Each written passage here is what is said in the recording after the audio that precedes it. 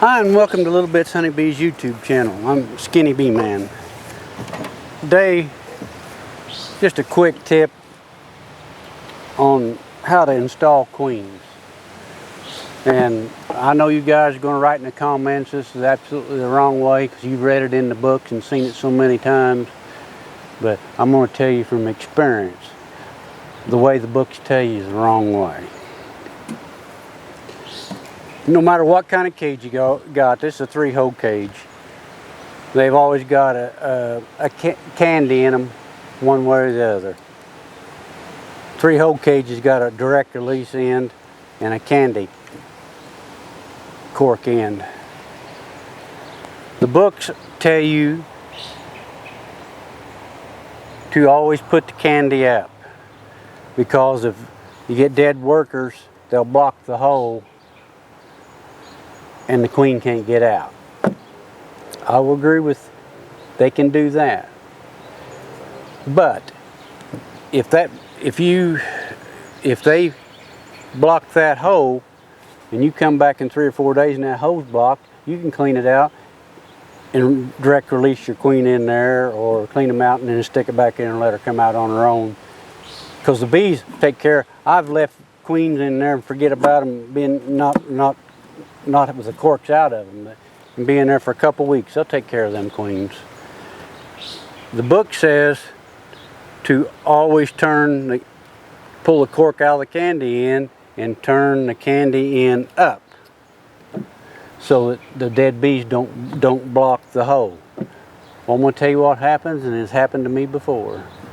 On a good hot 95-degree day, this queen candy gets soft and melts, runs down all over all the bees in this cage. You've killed all the bees in the cage, including your queen. The other way, the only thing you got is a longer release time. You still don't lose your queen. So the right way to do it is to put the candy in, pull the cork out, put the candy end down.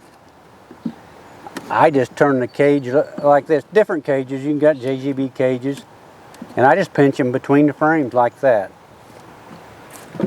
And you know, in 2 or 3 days, they ought to have her released.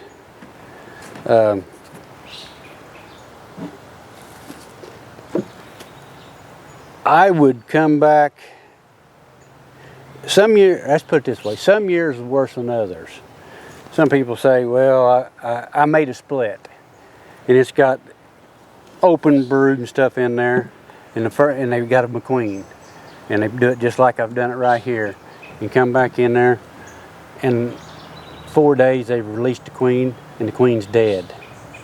Well, a lot of times when you're making splits where they've got viable larvae, they'll make queen cells on the frames. And when they make queen cells on the frames, 75% of the time they will kill that queen. So you either need to make your splits 5 days before you're going to put a queen in there. You can go through the hive and cut all the queen cells out, and then put your queen in. After 5 days, they will not have no viable larvae to make queen cells out of. Or if you're going to, you just got to put her in there. I would put her in here. Come back in 2 days. Hopefully she's not released in 2 days, and I would check every frame and see if there's queen cells on it. If there's queen cells on it, I'd cut them off. There is another option. You can go in there, you don't want them to actually totally be queenless, you can go in there and leave all the corks in it in your split. Candy end down. Leave all the corks in. Leave them for 4 days, and then come back and cut your cells out, and then open the candy in and let them release them normally. But that's about the safest way I know to introduce mated queens to a hive.